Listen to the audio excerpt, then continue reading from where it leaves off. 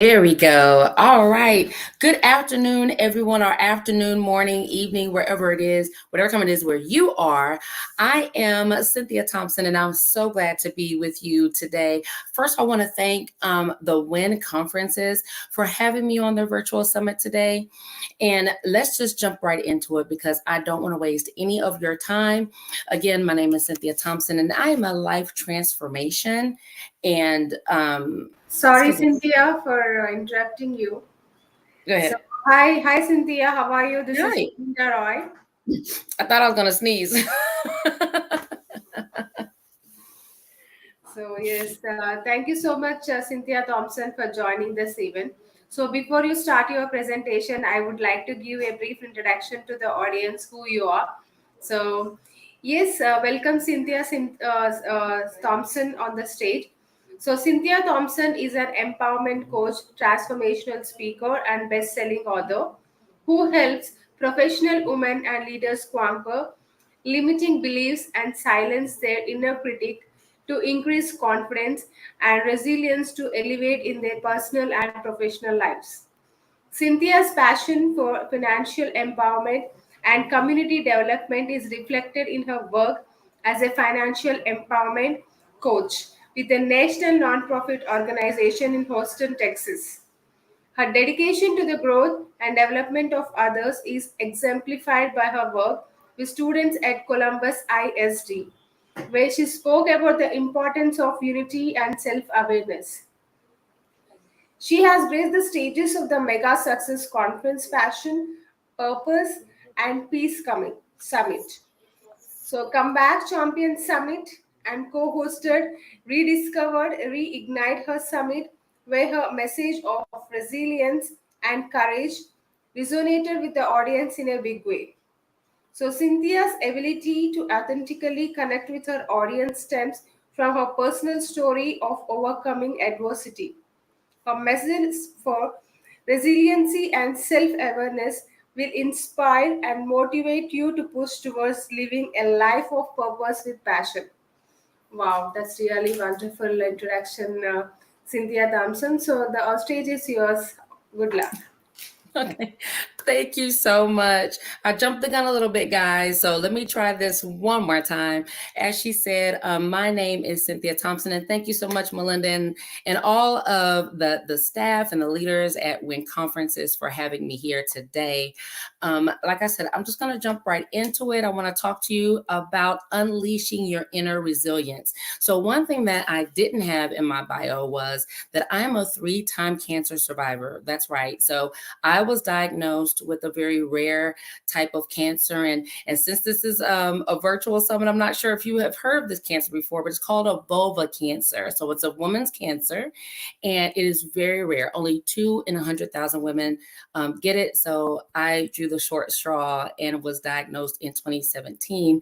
And I've had 2 recurrences since then. One was metastatic, so that means it kind of traveled throughout my body. But today I am cancer free. So through that journey, I truly have learned a lot about resilience, and some of those things that I've learned kind of along the way, I'm going to share with you guys today.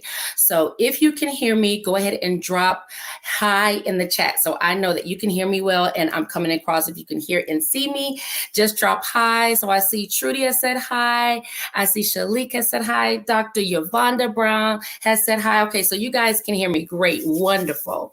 So one thing I want to say about resilience is, now listen, I have notes. I don't believe in trying to just talk to you guys off the fly. So I prepared and I have some notes here. So if you see me looking down, this just to make sure that you get all the information I have for you this afternoon. It's afternoon for me, but whatever time it is for you, I want to make sure you get everything that you came to get and more. So resilience. Everyone has a different definition of what resilience is. And for me, resilience is the ability to bounce back from difficult situations, to adapt to changes, and to overcome obstacles. And not just one time, like a pattern of being able to do that. Because let's face it, life can be full of challenges and unexpected events. But the good news is that we have the power within us to develop our resilience and to thrive and get the life that we deserve and desire. So step number one, so if you're taking notes, step number one in unleashing your inner resilience is to acknowledge that adversity and challenges are a natural part of life. Right? It's not about avoiding those difficulties, because sometimes we try to do that, but rather it's about how we respond to them. Resilient people see challenges as opportunities for growth, and they use them to become a stronger and more capable person in their business, in their relationships, and just in their life in general. And here's the thing, because adversity is, it's kind of like death and taxes. It's going to happen in your life. So the first step of being resilient is just to understand that these things are going to happen, right? And we need to figure out how we are going to react to them. Reacting negatively will allow us to have negative reactions, right? So we want to understand that these things are going to happen, and then kind of prepare our mind to say, okay, I know they're going to happen. How am I going to react to them? Okay. Now, the next step, because we have to train our mind, is mindset. Now, many of you may already understand that there's two types of mindsets for the most part. There's a fixed mindset and there's a growth mindset. In a fixed mindset, those people tend to be negative. They tend to not want to learn new things. They do not embrace change. That's a fixed mindset. So the second thing, after we understand that adversity and challenges are going to be part of our life, the next thing that we need to do is to lean into the growth mindset that we have, meaning we are going to embrace change. We are going to look for different ways to conquer those challenges as they come up. And it means just embracing the idea that we can learn and improve through our experiences and effort. So this is going to take effort. And and people with a growth mindset are not afraid to make mistakes. That's another thing. People believe that being resilient means that you just don't make mistakes. Well, that is totally untrue. To become a resilient person, you understand that mistakes will happen, but what do you do when you make mistakes, right? They don't see those mistakes as failures, but they see them as opportunities to learn and to grow. And by adopting that growth mindset, you can build the resilience that develops the skills and the attitudes that you need to meet these challenges head on. Okay. So just to recap, number one is understanding that adversity and challenges are going to happen in your life. And step number two is to ensure that you have a growth mindset, that you are embracing change, and that you are looking for ways to kind of be proactive in how you view yourself and how you view others, which gets a little bit into self-resilience. But you want to know, what do you believe about you and what do you believe about your life? And those two things need to be positive.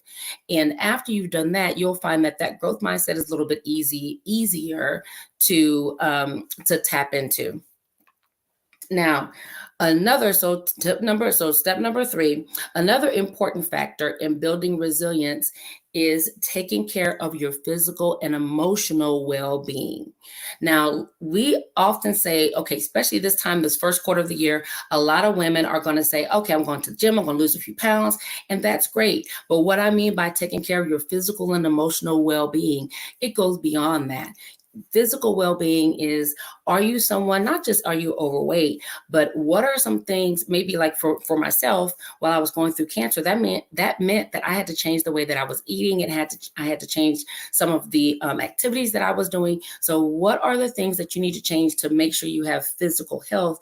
And then emotional health. Your emotions is like, I love the way my mother used to put it to me. Your emotions is like a bank. Everyone has an emotional bank account. And the goal should be for you to make more deposits than withdrawals in your emotional bank account. So in order to see where are you emotionally and what kind of health you have emotionally, check your bank account and see, are you in the negative? Have you overdrawn your emotional bank account? If you have, then maybe you need to do some meditations. Maybe you need some more affirmations. Maybe you need to change the people that you're hanging with. Who's in your inner circle? And are they depositing into your emotional bank account, or are they constantly withdrawing?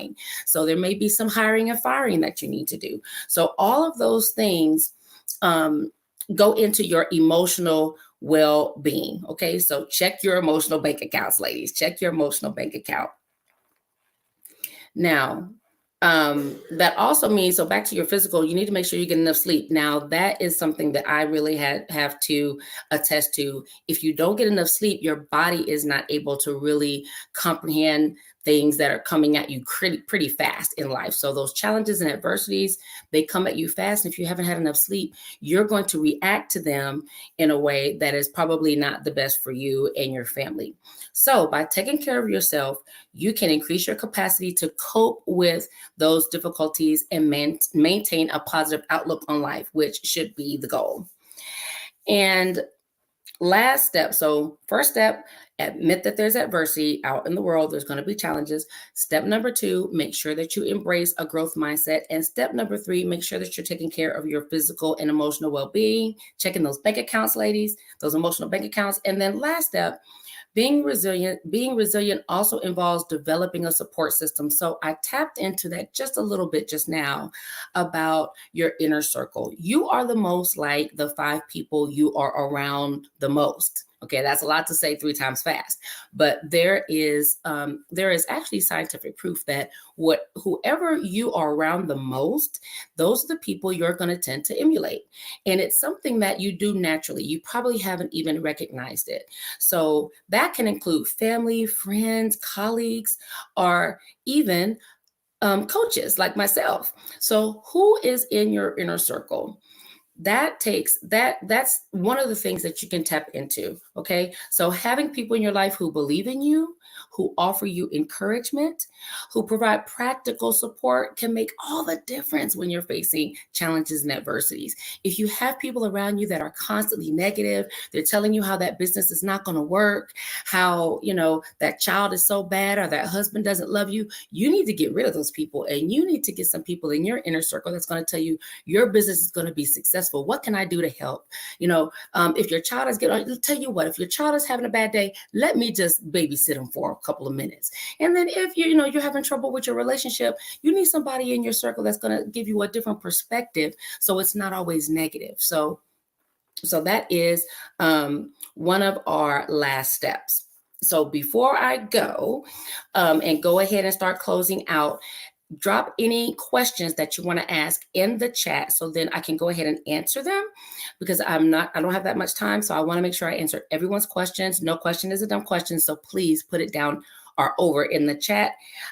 If this has helped you any, just say yes in the chat. YES. Say yes in the chat if anything that I've said thus far has been helpful to you. Now, finally, my final thought on resilience is this. Resilience is not something that happens overnight. It takes time, and it's going to develop as time goes on and we tap into these principles that I've mentioned today. It takes time to build, but the benefits are so worth it. Once you become someone who is resilient, you look at your life differently. And when you develop that resilience, you become more confident, more adaptable, and better equipped to handle whatever may come your way. Okay, so you can connect with me. I can be found on Facebook, Instagram, and TikTok as The Real Cynthia Thompson, because there's a lot of Cynthia Thompsons out there. The Real Cynthia Thompson. And you can connect with me. And I can help you with negative self-talk. That is one of the things, that voice that you hear in your mind. When you wake up in the morning, the first person you see, it's not your children, it's not your husband, it is you. And you are the first person that you talk to. So let's work together to make sure that that voice, that inner person that talks to you every day, is positive as well. If anyone has any questions, let me check the chat over here. Oh, pack the punch, yes. Because I have gone through so much in life. I've had some adverse childhood experiences that made me feel very my self-esteem was very low at one point. And then to go through cancer and try to be a positive person, that's when I really learned, especially when my doctor said that this is a sign, this has been shown in science, this is scientifically proven. People who have diseases like that are told, like I was, you're going to have 18 months to live, but they keep a positive attitude and a positive outlook, they beat that disease. So ladies, I was told December of last year, December of 2022, that I was only going to live for 18 months, and now I am cancer free. And I owe all of that to my positive outlook. And that's why I'm so passionate about helping women to change their outlook and be more resilient in life, be confident and capable, because the life that you deserve and desire is just on the other side of fear, self-doubt, and we can tap into it. The change can happen. It's all up to you. All you have to do is make a decision to embrace change. Make a decision that you're going to change your inner circle. Make a decision that your mindset is going to be one of self-love, self-joy, self-care. And I'm here to tell you, ladies, none of that is selfish. We need to take care of ourselves, put our mask on first before helping others, as they say on the airplane. So I hope this was helpful to everyone. And thank you again. Let me see. You were so steady. Oh, thank you so much.